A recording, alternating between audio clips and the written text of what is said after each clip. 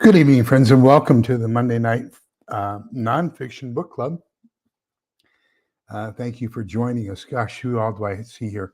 I saw Butch Graves, Laura Mannion. Good evening. Good to see you. I think Scott was, Scott's the first one here tonight. Diana, too. Scott Hummer, Butch Graves, Laura Mannion, I said. Sue Me, my friend from Canada.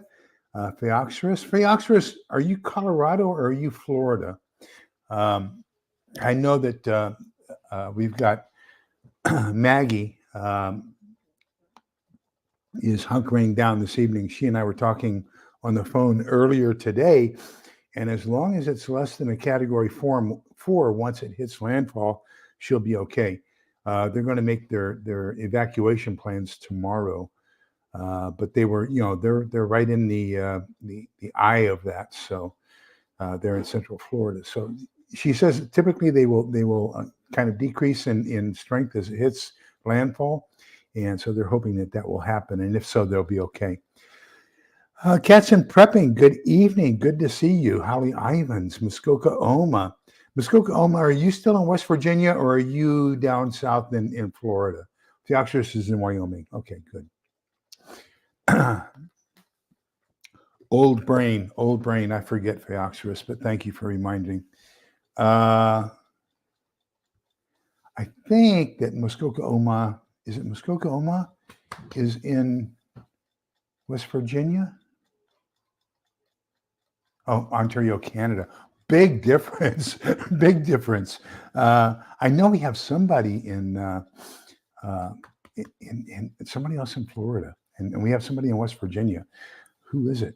Gosh. But anyhow, on with this. First frost tomorrow, possibly. I'll be happy if we get below 90. So we're still up in the 90s. I wear this because Helen keeps the house kind of cool with the air conditioner. So she's a little bit more prone towards trying to stay cool than I am. And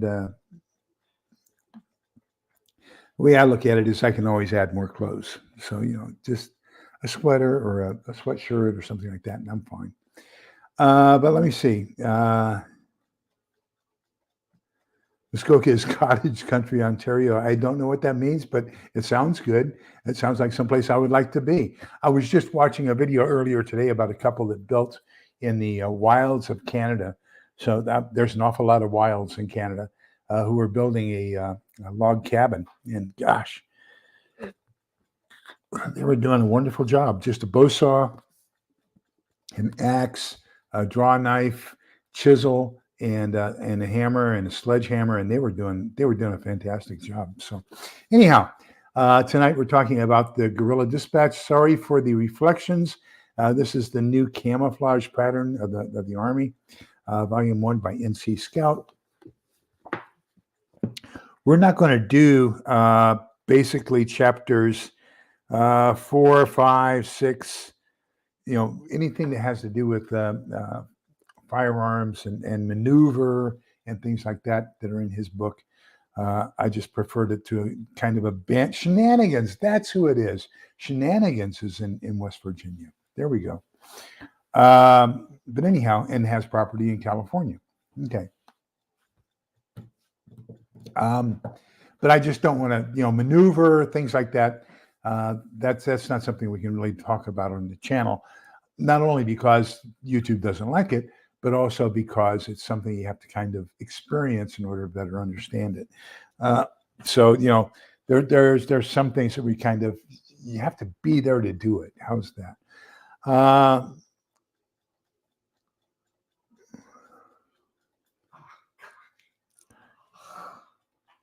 I was afraid it was one of the dogs. Oh, sorry. God.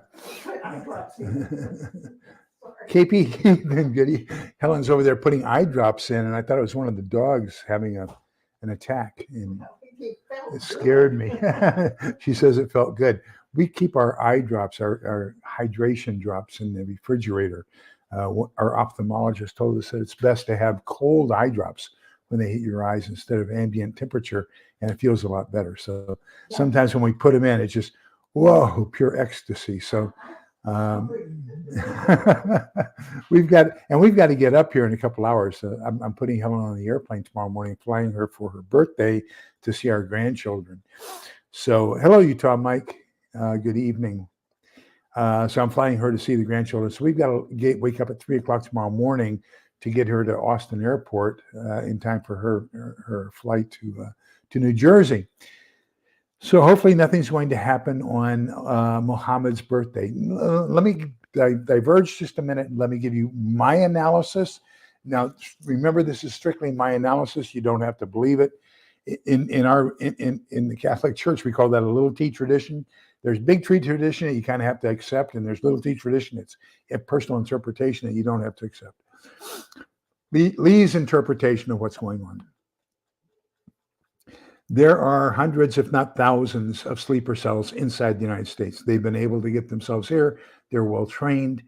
They probably are going to continue to be training. So if you see somebody that looks Middle Eastern with firearms at a firing range or in private land or in national forest land or something like that, practicing with firearms, let somebody know. That's number one. If you see them practicing with explosives, definitely let somebody know. But I believe there's all kinds of sleeper cells that are throughout the United States just waiting to be activated. I do believe that there's still 100, at least 100, of what we call ADMs, area denial munitions, more commonly in the vernacular referred to as suitcase bombs. So a suitcase bomb, basically, it's a little bit larger than a suitcase. It takes two men to lug it around. We put them in the back of Jeeps and pulled them in a trailer.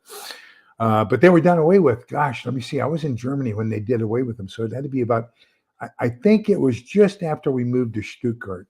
I was in the 307th MI Battalion and 207th MI Brigade. So that was probably, I'm going to say about 86. We did away with all of our area denial munitions. The Soviets were supposed to do the same. They have 100 or 200 or 300 of them that are unaccounted for. I believe there's still only 100 of them. Cats and prepping, that's a great answer. I would start with your local sheriff or the FBI, either one. Call either one. The FBI has a number in your local, and I would say the FBI might be, I don't know. I would probably go either sheriff or FBI. Both of them are very good as far as that goes. But anyhow, we did away with our ADMs. We had an engineering company that was ADM engineering company that was attached to the 207th MI Brigade. So the MI was supposed to deploy it. The whole idea behind an ADM, area denial munition, is that you set it in place, then as the enemy comes close, you basically blow it. Well, it's at ground level, so it's in contact with the earth, so you're going to get all kinds of contamination and fallout and everything else. But it's a small nuke, so it's going to contaminate only that particular area. So you do that for two reasons. Number one, the enemy's going to try to avoid going through an area that's chemically, biologically, or nuclear contaminated. So you try to get them to divert around that area, and it denies them access to it. The second reason is if they do want to go through it, then they have to basically button up. So you go to MOP 4, Military-Oriented Protective Posture 4 or 5, and that's going to be with your full chem suit on. That's going to be with your radiation protection. That's going to be with the mask, gloves, hoodies. I mean, you can, and this has a field of view of about 110, 120 degrees. So your field of vision is very limited. You're not as mobile. There's all kinds of things. Since the smell is totally gone, your hearing is deprived because you've got this big thing on your head. So the people in the attack mode are at a disadvantage in comparison to people in the defensive mode. That's the reason they existed, but they don't exist anymore. So those 100 that are out there, they could be used in the same way. Probably, I would say, if they were going to deploy them, if they are in the U.S. and they were going to deploy them, where would I deploy them? Probably around major dams, hydroelectric. So that's going to do a couple of things. It's going to flood anything downstream. It's also going to deprive us of electricity. I would say another good spot would be to throw them at a major transmission hub for electricity. That would definitely cause a lot of problems. So maybe a transportation hub. So a critical, like let's take downtown Dallas, where you've got Interstate 20, Interstate 35 West, Interstate 35 East. you've got 183, you've got all these different roads that kind of converge right there in Dallas. And so that's kind of a centralized thing. To go around Dallas to try to get north, south, east, or west is going to be a major, major heartache. So that would be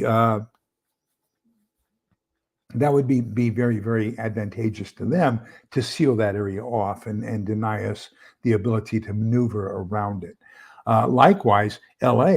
I mean, you've got the Coast Highway, Highway 101 that goes up the coast. Highway 1 goes up even further along the coast, actually along the coast. 101 is just a little bit inland. Then inland from that, you've got Interstate 5. Those are the three main arteries going north-south in California. Then you've got Interstate 10 heading east out of LA. That's a major, and then down in San Diego, you've got Interstate 8 that joins up with Interstate 10 at Casa Grande in Arizona. So all of that becomes a major hub as far as travel. I would probably say Atlanta might be the same thing. So think of those kinds of areas. Yeah, so Sumi's talking about Niagara Falls. Absolutely. I probably, as an enemy, I probably would not do it to a nuclear power plant because that's going to cause another Chernobyl. And as we know, if you don't have the opportunity to encase that in concrete, then you've got basically another Fukushima in Japan that's still irradiating things.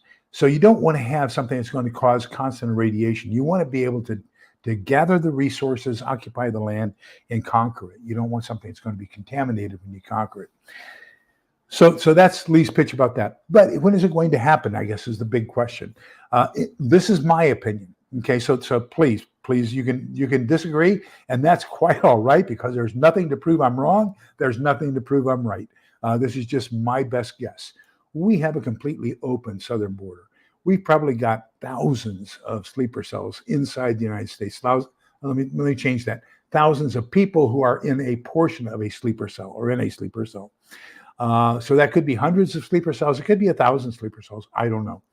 For various entities, for the Arab Muslim extremists, as well as for the Chinese, as well as one of the big ones coming up right now is Tren de Aragua from Venezuela. They're taking over a lot of the Crips and the Bloods, and they're even kicking out some of the MS-13. I mean, Tren de Aragua is really a brutal gang, and they're taking over the Chicago, El Paso. I mean, they're all over the place. So we've got all these different factions that are vying for power once the United States falls. So that's going to be, kind of all over the place. But anyhow, I think my personal opinion is, even though today was the anniversary of the 7th, happening, the major attack on Israel in the Middle East, tomorrow is Muhammad's birthday, another great holiday that would cause an extremist to have good reason to attack. I think they aren't going to do anything until we close the border. Why would they kick a gift horse in the mouth? We have a wide open border. They can bring in more and more and more agents, more and more soldiers who can do the dirty work. So the more you bring in, the more grandiose effect it's going to have on our country. However, once we close the border and they know that that's it, that's their maximum effective firepower inside the country, then they will use that maximum effective firepower. But until then, they're not going to do anything. They want to keep bringing more people in so that when they do something, they're going to have a military advantage with the number of people that they have inside our country. That's my personal opinion. Okay. So I'm sure that there are people who can agree with that, and I'm sure there are people who will disagree with that. Hello, Murphy. Welcome. That's a new name. Welcome. We're glad to see you join us. Okay, so let's get into this, and let's do chapters 1, 2, and 3. Chapters 2 and 3 are kind of synonymous, because we're talking about thermal protection. So chapter 1, no encryption, no problem. Analog radio operations for guerrilla units, basically ComSec. That's what he's talking about. So remember, I talk about, mine are over here because I have them where I can listen. That one's out of reach. Let me grab this and maybe I can, that's not going to work. There we go. We got it. Okay. So what you want to do is, one of the things you want to do is you want to use the least power possible to talk to whoever it is that you want to talk to. I strongly recommend FRS. Now you can tell the difference between an FRS and a GMRS. They pretty much operate on the same frequency. GMRS has a removable antenna, whereas FRS has a fixed antenna. So I could take this antenna and basically swap it out for this longer one, NVOA, if I wanted to. But since I don't want to have major communications, I only want this one to go a maximum, maybe a mile, 2 miles, just for the neighborhood use. So this is my GMRS. And so this is, you want to use the minimum wattage possible. Now inside here, there are 2 settings. The same as inside here, you have multiple settings. So this is the ham radio. This is the ham, VHF, UHF. This is GMRS. I also have FRS. I should have brought one out, but I just don't use them. I'm going to give them to all my neighbors if anything happens. So you want to use the lowest possible wattage. You don't want that spurious emission to go anywhere where people could pick up on it. You want to use the lowest possible wattage. You want to have a schedule where they know when you're going to transmit unless it's an emergency. Now, nobody can find you while you're listening, okay? So listening, there's nothing they can do. You can listen all you want to. Nobody's going to know that you're listening unless you have, like I do, a big antenna that says, hey, I'm either listening or transmitting. So, if you have, I cleaned all this off and I forget to bring everything back in. We had the new sensor, motion sensor put in up here a couple of weeks ago, and I need to bring all my stuff back that I like to have around me. But anyhow, where was I? Oh, you can listen in on an HHF or a shortwave radio all you want to. Nobody's going to know that you're doing it. It's got a pretty good antenna. I would probably take that into either a center-fed half wavelength or an end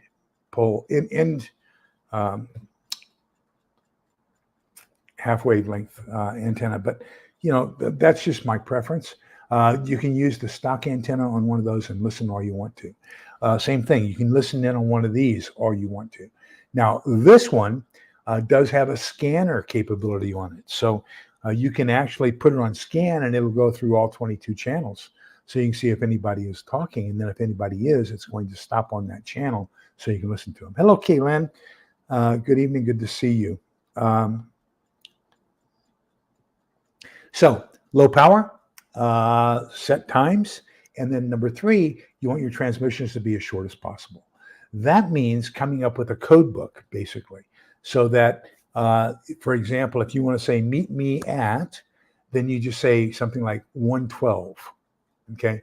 So that you can say 112-2000. So that's that's meet me at, and then whatever 2000 is. Let's say it's Hannah's house, okay? So they can look those numbers up and see what it means, and then you've got an entire transmission taken care of in just a couple numbers or a couple letters or whatever. Now, it is illegal to do that during time of peace. However, once SHTF happens, then having some sort of a code book, both encrypt and decrypt. So I would have, Hannah's house would be 2000. So I'd look it up, Hannah's house, and then it had 2000. Then the receive or decode of that would be the opposite. I would look up 2000 and it would say Hannah's house. Okay. If I wanted to say meet me at, it would be 113.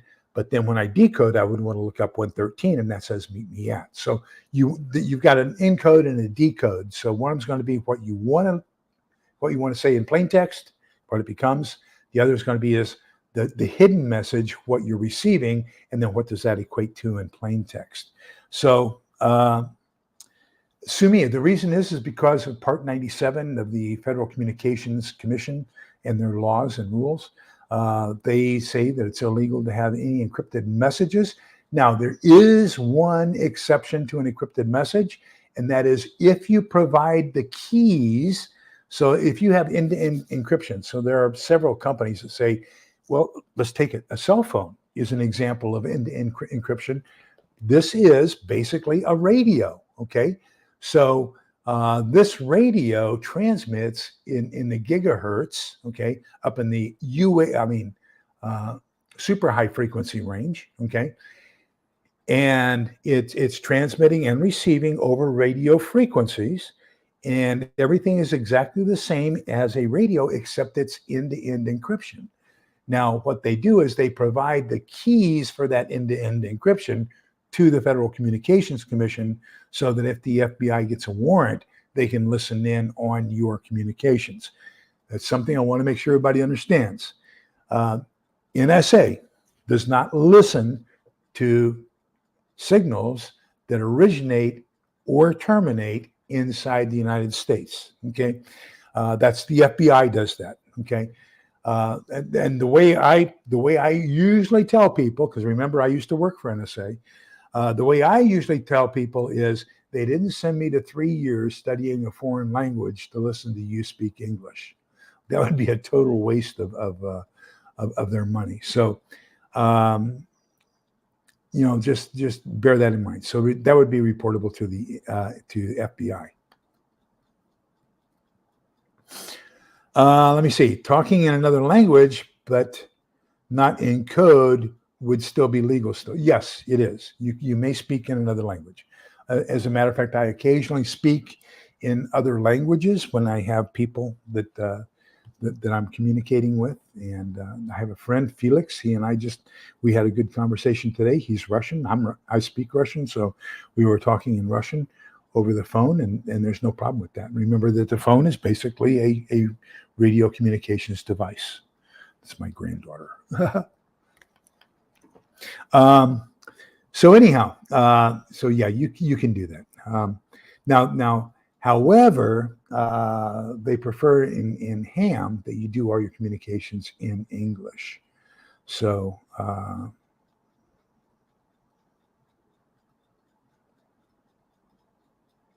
yeah, so Sue Me is talking about medical terminology and stuff like that.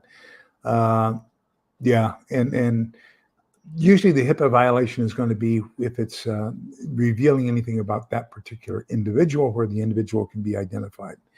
But I didn't know Canada had a HIPAA provision. I thought that was pretty much American. Pig Latin is back in style. One, it isn't a. Okay, whatever. Okay, so what can you do as far as communication security? Be as quick as possible. Don't get on a whole bunch of radio. Don't talk too much. Make your transmissions as short as possible. Use the lowest possible frequency. Wattage of power. Have a communication schedule. One of the other things that he talks about in the book that I think is a very, very good idea is don't give everybody in your group a radio. Only have radios at those places which are necessary. I did a short here a little while ago, and I think I still have the signs that I made for it. This is my ham book. So I keep stuff in here, but let me see if I have it here. I think I do. Yeah. So, and I was talking about the disadvantages and advantages of different things. So family radio service has 22 channels, it has low power, you don't need a license. Basically, you're going to use it for block communications. Oh, you know what I need to do? I need to run out to the garage real quick. I was talking with a guy on Facebook earlier today, and I'll show you something that's kind of interesting. Yeah, I don't know what's going on, Murphy, but we don't have any either. I went to Hamfest up in Belton this last weekend on Saturday, and I ended up picking up this Jager UV973 VHF UHF. So this is a handy talkie, and it's a good high power VHF UHF ham radio, and I got it for $10. So a Navy SEAL friend of mine. So a crazy thing. My two best friends. I've got four friends I really hang around with. My two best friends. One of them is a retired nuclear physicist from Los Alamos. So he actually works on nuclear bombs. And then he moved here after he retired. And both these guys are at church with me. All four of these guys are from church. So that's number one. Number two is a retired ballistic missile submarine commander, and his PhD is in nuclear physics. Then my third guy, Andy, is a retired Navy SEAL. And then the fourth guy, Eric, is a retired Army Green Beret. So, kind of that gamut of Green Beret, SEAL, and nuclear physicists, so wow. But anyhow, we're trying to get Andy to get into ham. So Earl and I are trying to get him into it. So Earl, I told Earl that I would give him this radio I bought for $10, and that would be pretty good. Then you have the ham radios, the VHF, UHF hams, low to mid power, use repeaters. It's primarily transmitting duplex. Now the GMRS, FRS, they transmit simplex. That means they transmit and receive on the same frequency. So you can't do both at the same time. That's when you have to say over. Okay. So you click it, you say, hey, how are you doing, over? And then you let go of their transmit button. Then you can listen. Okay. They'll transmit. And then when they get done saying what they want to, they say over. Then that means you can now talk. Okay. With duplex, that means that you're transmitting on one frequency and receiving on another. So you can talk over each other. One can continue to talk while the other one's there. What we do to make that, let me turn one on here real quick. So this is mine. Channel mode. But that's about it. I did go to the Belted Ham Fest, and I walked out there with all my money. So didn't come home with any souvenirs. With that, I will turn it back to Ned. Now listen for a beep. Did you hear the beep? Thank you, Tom. I haven't heard of Ryan Hall Y'all. Is that a YouTube thing? So typically what you're going to hear is you're going to hear a beep, okay? And that means I've let go of my mic. I'm no longer talking. And it's just a courtesy thing so we don't walk over each other. This is the new ham on our repeater every Monday night at 8 o'clock is the new hams. And so they do a lot of talking, just to practice talking on the radio. Okay, so, but the difference is that with the GMRS, what did I do? I don't have them in order. Okay, so GMRS, you have to have a license during peacetime, okay? It costs $35, no test required. It's good for 10 years. It's also good for everybody in your family. So if one member in the family has the license, everybody can use it. It's also used for businesses. So if like you had a plumbing company and you wanted all your trucks to have a radio in their truck and you wanted to use one license, you can use it for that as well. Then the ham, every person who operates has to have a license. That requires a test. There are 3 levels of test. There's the technician, which is the lowest. You can only talk on this if you have a technician license. If you have a general license, then you can go into the HF spectrum with Morse or with voice. And then if you have the extra license, then you can do things like radio teletype, slow scan television, and all those other kinds of things. Okay, so the last one this is Amron, AMRRON, the American Radio Redoubt Operators Network. He has what he calls the 333 plan. So he says, go to channel 3 every 3 hours and listen for 3 minutes, if in case anybody has any communications. Now, I took this out to the garage. It'll only take me a second. So somebody tell a joke or something while I'm gone. It'll take me a minute to get out there and back.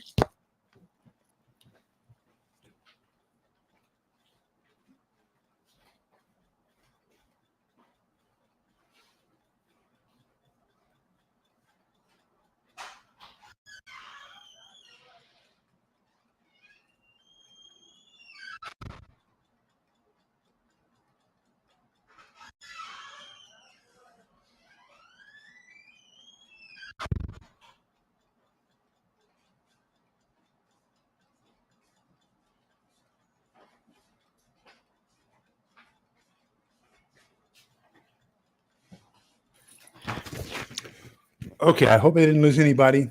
Sorry I was gone for so long. Yes, absolutely, Scott. Prayers for Florida. So we were talking about this. Do you see this right here? It says that this is a GMRS radio. Okay, it says it's good for up to 36 miles. What most people don't do is they don't read the bottom. Okay, so let me see if I can get the bottom up here close enough for you to read. Okay, so here it is. So it says basically you're going to get 36 miles if you're on top of a mountain and there's perfectly open terrain like a lake, and that person's way out here, you can get 36 miles. Okay, that's called optimum conditions. Now, under semi-normal conditions, you have a couple intervening trees or whatever. If there are a couple trees between you and you're standing there with the mic in your hand and the other person is 6 feet tall and they have the mic in their hand, then you're probably going to get at high power 18 miles. But in all reality, you're going to be with either a whole bunch of trees or a whole bunch of buildings, and you're going to be at high power, and you're probably going to get a maximum of 2 to 3 miles. Okay, so that's the disclaimer that you don't see when you see this. You can talk up to 36 miles, right? And so most people don't notice that, don't even pay attention to that. Remember that the curvature of the Earth, okay, the horizon is about 12 miles. So because I'm 6 feet tall, and I'm assuming the other person is 6 feet tall, we're going to be above that horizon, so we get a little bit extended range. The two ways that you get to talk further, well, three ways. I want to talk about basically this radio, okay? It's a line of sight radio. So the two ways you're going to get further communications is you either get the antennas up higher so that you have further on that horizon of the Earth, the circle, or you bounce it off of the ionosphere, which is called a tropospheric scatter. That can't be done typically with VHF, UHF. You can get into what's called the E layer and get into tropospheric scatter with the E layer with UHF, VHF, but that's going to be a little bit difficult to do. That most people who don't have the training aren't going to probably do that. So thank you, Little on Prepper. Yeah, they were talking about Ryan Hall, y'all. He's my favorite weatherman. And so Little on Prepper was kind enough to put that up there for us on the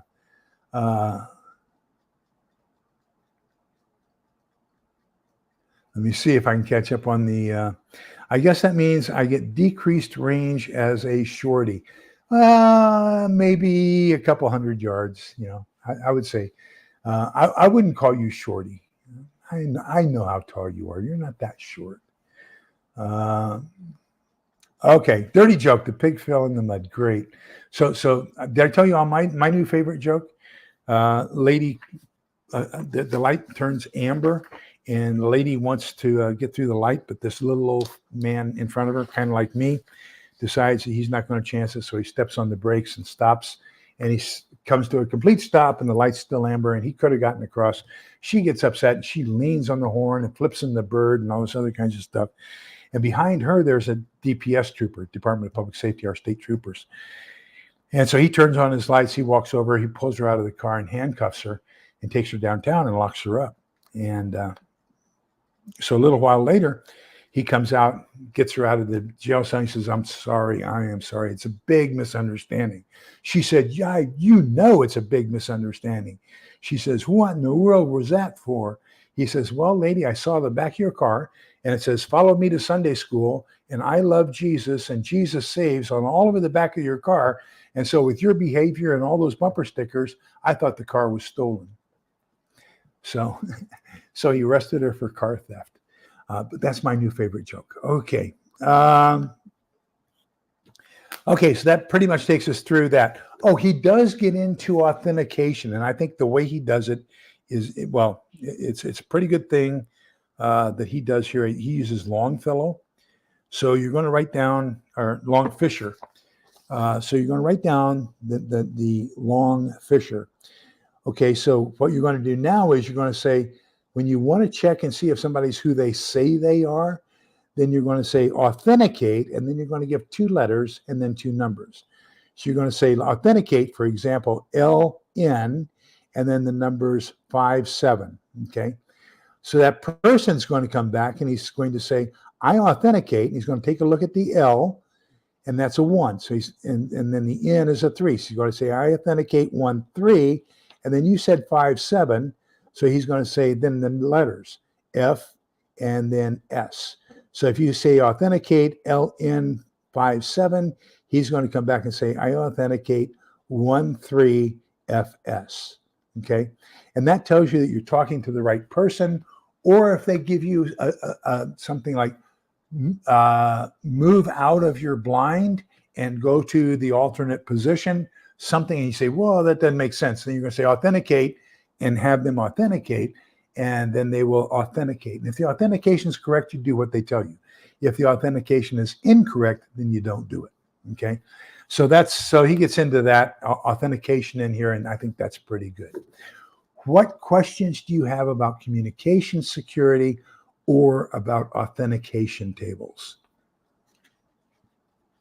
At some point, and I bought some dice, and I have them over here. I've had them over here for a month so I could do a video on them. These are 30-sided dice, and they're all letters, so that I can show you how to do one-time pads. And then these are all 10-sided dice, so we can do random digits and come up with trinomial pads, show you how those work. And but I will be doing those here shortly. Hello, Pete. Welcome, Triple G Farms. Good to see you. Oh, by the way, Pete, what we were talking about earlier, thank you for that notification. That was on KXAN News this evening out of Austin, and that was all a hoax. The guy who reported the shooter later admitted that he only did it for attention, that was all made up, and that his report of a shooter shooting towards his church or provoking shooting at his church or whatever, that was not a true story. So thank you for the notification, and thank you for thinking of us. I greatly appreciate that. And but anyhow, it's found out to be a hoax. Okay. Oh, shenanigans. Well, Pete was letting me know that yesterday there was an alleged person making physical threats with a gun at a church in the Austin area. And so that made the news, at least where Triple G lives, which is an hour away from Austin. And so he was kind enough to let me know, because my church is one of those churches that we constantly get threats. People just like to threaten us. That's all there is to it. So he was concerned and let me know. And but the good news is that wasn't a truthful thing that was happening. So thank you very much, Triple G, for watching out for us. Yeah, sue me. Look at that. Look at what Sue me just wrote down. That they just lost another church to arson. So there are. How do I put this nicely? The church was founded in about 33 AD, in Matthew 16:18. And when Jesus said to Peter, thou art Cephas, and upon this Cephas, upon this rock, I will form my church. And I will give you the keys to heaven. And this is in verses 16, 19, and 16, 20. Give you the keys to heaven, and whatever you bind on earth shall be bound on earth, and whatever you loose on earth shall be loosed in heaven. So basically, he made him, in Hebrew, it's called the Al-Hadith. So the Al-Hadith is basically the prime minister. So if you look at the Pope has keys on the collar of his robes, because he is we have a continual line of succession from Peter of the popes. So we can go back to 33 AD and name who succeeded every pope and every bishop in the church since 33 AD. So the Pope always is the Al-Hadith. He is the holder of the keys to heaven. Well, there are people who didn't agree with the doctrine of the church, and they left the church in 1517, and then we call that the Protestant Reformation, or now we call it the Protestant Reformation. But they didn't agree with what the church had, so they left. And when they left, they did their own thing. There are some extremists who think that we added books to the Bible. Okay, what they don't realize is when Martin Luther left the church, he took books away from the Bible. So it's not that we added, it's that the Protestants took them away. So they have 7 books less than we do. And various things that happened. For example, we had the numbering of the 10 Commandments for us has been the same for over 2,000 years. Protestants number them differently. Okay. So because of that, I just saw a video lately, said, look what the Catholics did. They renumbered the 10 Commandments. And the person obviously doesn't know history. It wasn't us who renumbered them because we had them numbered originally. But so there are extremists in that group who think that we are not Christian, and we constantly get attacked for that. But, such is life. Such is life. Let me see.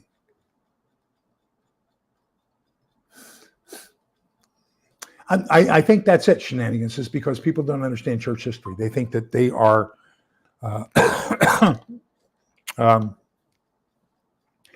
they think that we are pagans and that we have changed things in the church. They just don't go back to study the history of who was there first and who changed what.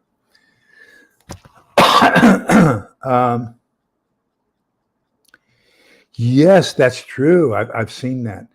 There's another one out right now, and please, I want you to use discernment.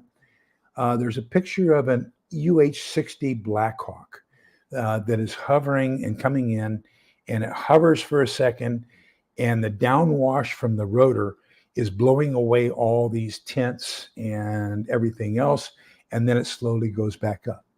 So people are saying that that's an intentional destruction of a distribution point by FEMA, that they brought the helicopter in to destroy that distribution point. In the military, having been around helicopters my entire life, I'm going to say it looks like they were either trying to make a delivery or they were trying to pick something up. Whenever you come down and you have rotor wash and you're blowing things up that could get entangled into the rotors, or you see that you're causing more damage to people who are already suffering, then you automatically abort the landing and you move on, which to me is what it looks like. But a lot of people are saying that it's obvious proof that FEMA is trying to destroy distribution points. Kind of like, remember when Biden, Mayorkas, Alexandria Ocasio-Cortez, Pelosi, and Schumer were talking about they don't know anything about riding a horse. And so you had the 2 reins, right? And the DPS trooper on horseback was getting ready to get his horse to move. And there was a picture of an illegal alien that was close to it. And they said, oh, look, the DPS is whipping the illegals with their reins, which is nowhere close to the truth. They were actually hitting the horse. But anyhow, things like that happen. People perceive that they create what they want to. I think that great philosopher Paul Simon, in a 1969 song, "The Boxer," in the end of the first stanza, he said it very well. It says, "Man hears what he wants to hear and disregards the rest." So, to me, I'm trying to be as fair as possible. To me, it looks like there was an attempted landing and it had to be aborted because of the prop wash, or what we call rotor wash.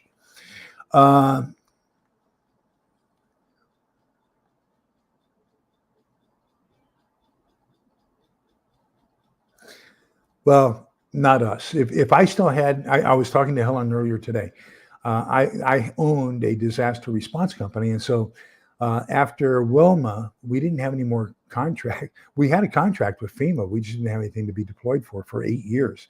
So having to pay for all that equipment and keep people on the payroll and everything else, I sold the company, and now I wish I had my company back, because I would definitely deploy to North Carolina.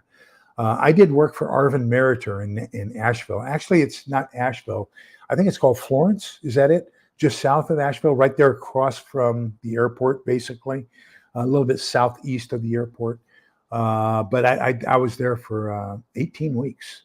I loved that area. Now, I didn't like the politics of the area, but I loved Asheville. That's a gorgeous area. great. The people were fantastic. Absolutely loved them. There was a fantastic little multi-generational restaurant that was a cafeteria style restaurant right there across the street over by the airport. That was just phenomenal. Yeah, exactly what I said. Yep. I was I'm taking this ham class to upgrade my license, and there was a woman who is a Protestant minister, and she was trying to tell me what I believe. I said, it's really strange how you guys know more about what I believe than I do, isn't that don't you find that kind of strange? But she was talking about the magisterium, and I said, what is that on your? She's, oh, this is a cross symbolizing the joining of the northern and southern Protestant, what'd you call them? Denominations or something, but two churches, the conferences, the Northern Conference and the Southern Conference of the Presbyterian Church reunited, and now it's just Presbyterian Church United States. I said, oh, so you mean you have one leadership? And she says, yes, we don't have the Northern leadership and the Southern leadership. We just have one leadership. And I said, so you have one person in charge of that, and they tell you basically whether or not you can have women ministers or not, and whether or not you believe certain things. She says, yeah, that's basically it. And I said, oh, so that sounds an awful lot like a magisterium, doesn't it? Well, and anyhow, but yes, shenanigans. Gosh, there's an awful lot of misunderstanding.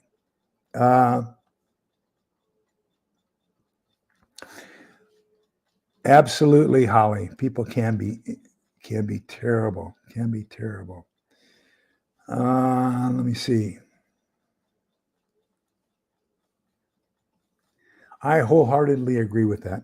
I was only there for 18 weeks, but I will tell you that the time that I spent in Nashville, my best buddy from the Army was originally from Smithfield, North Carolina. And so we would drive down there when we were working at NSA. We would drive down for the weekends and stop at Rocky Mount at a Hardee's in Rocky Mount. And then we'd go on down Smithfield. But he retired. He left the Army, went to work for the railroad company. He was a railroad engineer, and then he retired. Whatever the town is just due east of Asheville is where he retired to. And so anyhow, so one of my best friends lives in that area, so I can honestly attest to the fantastic people who are there.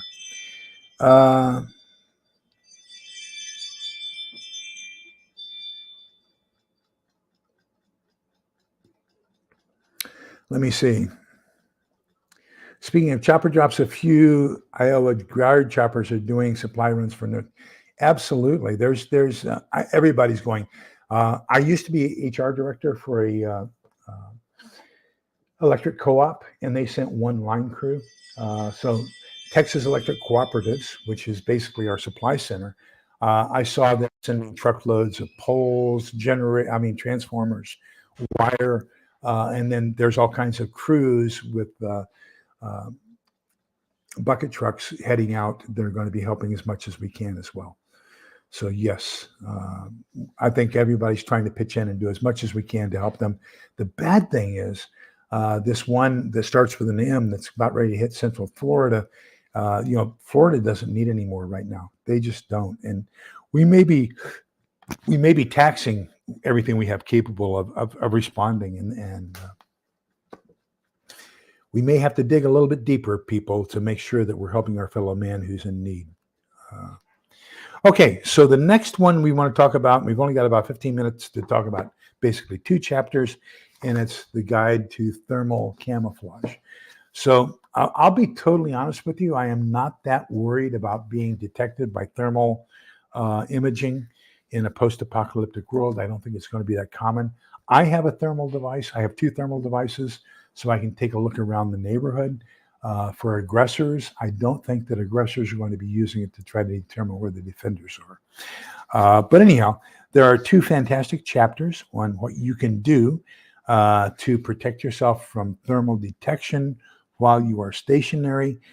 He talks about some equipment that you can purchase and how you can make it thermal reflective and thermal dissipative so that you're spreading your heat over a wider area so that they can't tell that it's actually a body.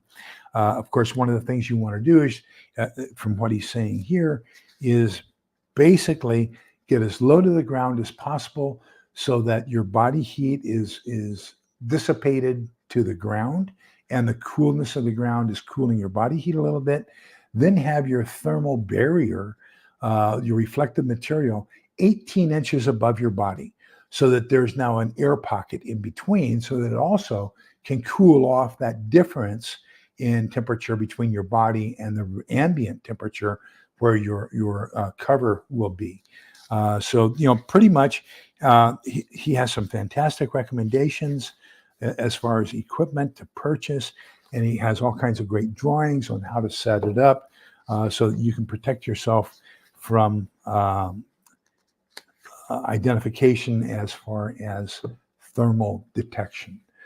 So I would say, this is a great book. You need to get a copy. We're not going to talk about practical carbine accuracy, the SPR Guerrilla Sniper Rifle, the War of the Cutover, setting up a bare bones sniper rifle, danger close precision fire. But we are going to skip all the way down to ecology and communications, directional antennas, and then antenna polarization for ComSec. So next week, we're going to talk a little bit about directional antennas and antenna polarization. So if your antenna is this way, your magnetic beam goes this way, right? And if it's this way, your magnetic beam goes this way. If it's this way, it goes this way, and you can get both of those. But if it's this way, you can only receive those that transmit that way. If it's this way, you can only receive those that transmit that way, okay? So that's basically antenna polarization in a nutshell. Let me catch up on comments. Oh, that's fantastic. I tell you what, that is gorgeous. When I went there, when I went to work there for those 18 weeks, I came home and told Helen, in school, in grade school, they taught us to draw these purple mountains and then different layers of mountains and different shades. They get darker as they get further away from you. That's exactly what I saw on the interstate. Look out, you're going to see 7 layers of mountains in the purples and the greens. Oh my God, is it gorgeous. Unbelievably gorgeous.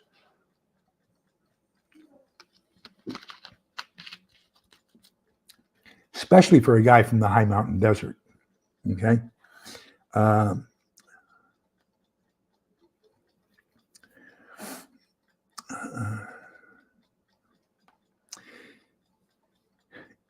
Yeah, and unfortunately, I wish there was more we could do, but we're going to have to see what we can do to help even more. I think cats and prepping. If anything, I think Amazon is going to probably get things through there for them.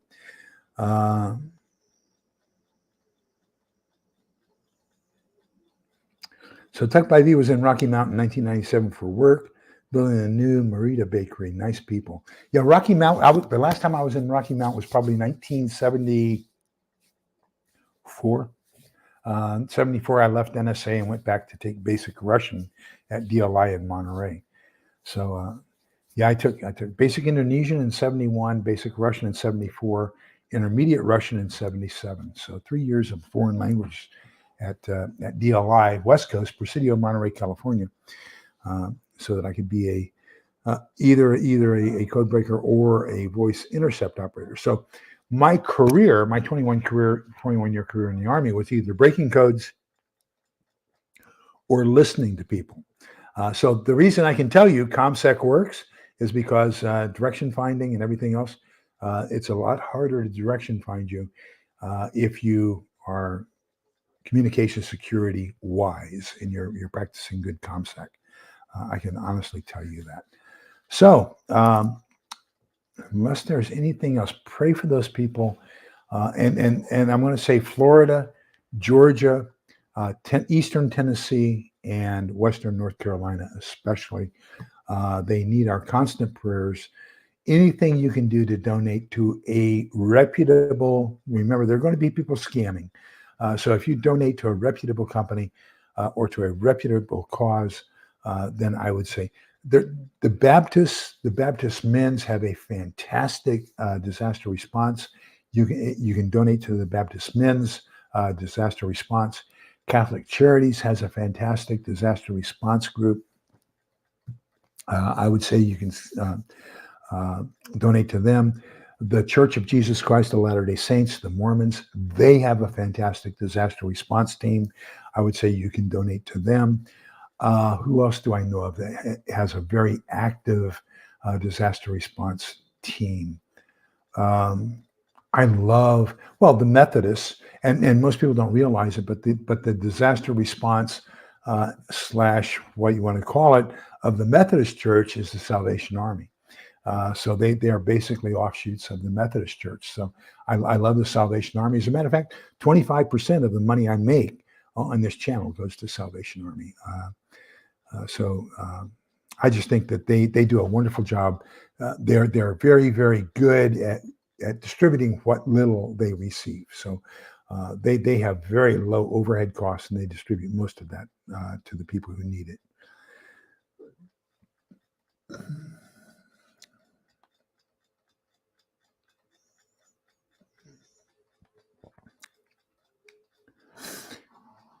There are churches who are doing some collections.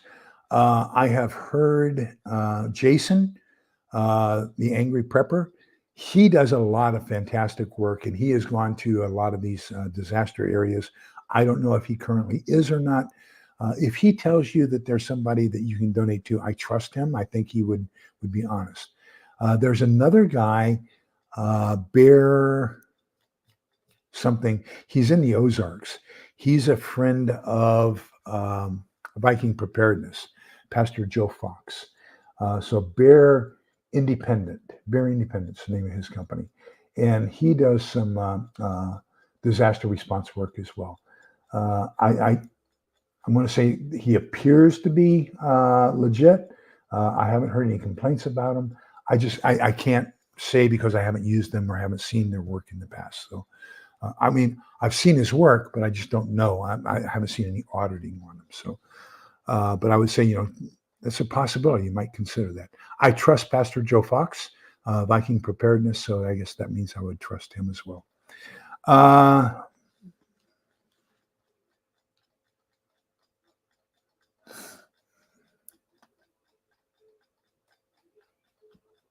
We're praying for it to be as low as possible, Theoxorus. Amen. Thank you for that. Let me see.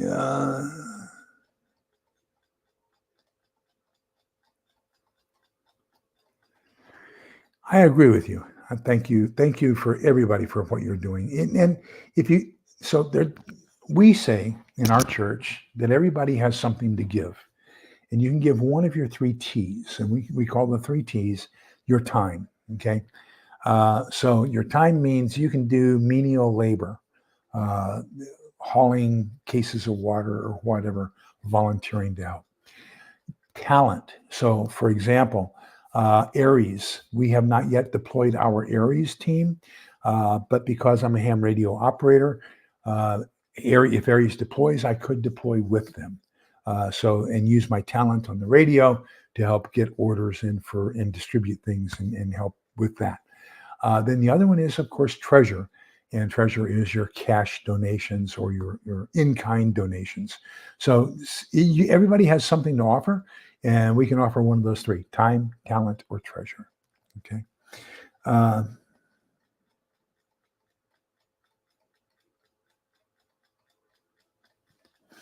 Yeah, Salvation Army. I love the Salvation. Grindstone Ministries. Thank you, Scott. That's the name of Bear's ministry is. Yes, Samaritan's Purse is a fantastic one. Thank you. Absolutely. Let me see here. Let's get down. Okay, so I think we're going to go ahead and bring it to a quick close. tomorrow night, don't forget, for the next 16 weeks, I'm going to be I'll be facilitating a self-directed learning about how to get out of poverty. It's called Getting Ahead in a Just Getting By World. So I'm one of the facilitators for that. So for the next 16 Tuesdays, I will be doing that. For the next 2 Wednesdays, I'm enrolled in a class, and so I'll be taking class the next 2 Wednesdays. The third Wednesday from now, so let me see when this is. This is October, tonight's the 9th, or tomorrow night's the 9th. So the 16th. So October 22nd, we will resume with our, what should be this book, right? Because Monday night was kind of our chat night. Tuesday night was our nonfiction book night. I guess we can switch that. Just keep Monday night as our nonfiction book night, and then we'll have Wednesday night as our open chat night to see what you all want to talk about. So that's kind of what we'll do. Well, next 2 Wednesday, we won't have anything. Wednesday after that, we will. Okay. So let's go to the book of Numbers, chapter 6, verses 24, 25, 26. The Lord bless you and keep you. The Lord let his face shine upon you and be gracious to you. The Lord look upon you kindly and give you peace. So do me a favor. Prayers are always welcome. Pray for our country. Pray for those people who are most in need. And if there's anything you can do to help, that would be phenomenal. Remember that we're all in this together so we can come out the other side together. Please be kind, polite, and respectful to each other, although this group really is. Thank you so much that you are such a warm, welcoming group, and that new people come and find a new home here, not necessarily because of me, but because of the fantastic chat and the way that you show love to each other. So thank you for that. I greatly appreciate it. And we're all going to get through this together. Take care, everybody. Have a nice evening. Stay safe and pray for those who aren't. Bye-bye.